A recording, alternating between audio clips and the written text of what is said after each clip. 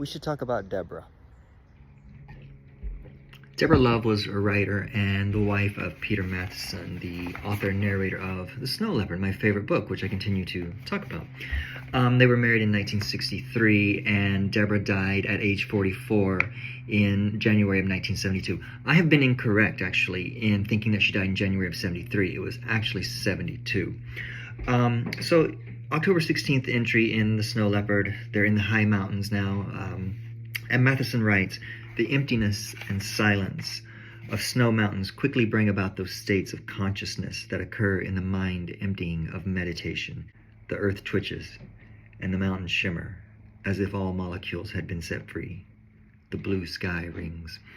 So he sits down against a rock and begins to kind of think and meditate.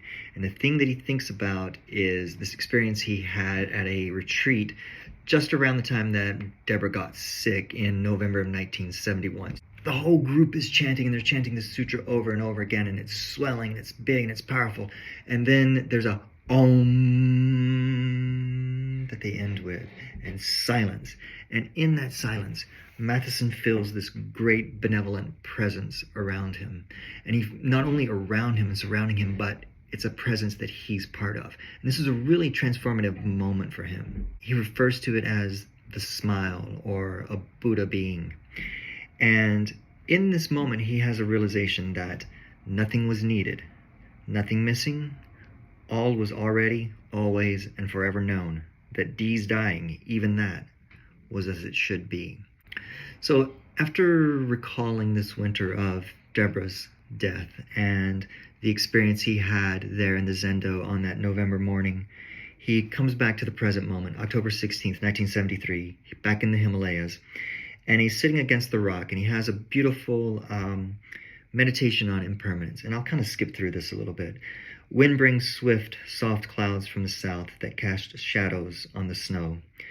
Then the great Lemmergeier comes, gold-headed and black-collared, a 9-foot blade sweeping down out of the north. It passes into the shadows between cliffs. The great bird arcs around the wall, light glancing from its mantle. Then it is gone, and the sun goes, and the meadow vanishes, and the cold falls with the night shadow. Still I sit a little while, watching the light rise to the peaks. In the boulder at my back there is a shudder, so slight that at another time it might have gone unnoticed. The tremor comes again. The earth is nudging me, and still I do not see.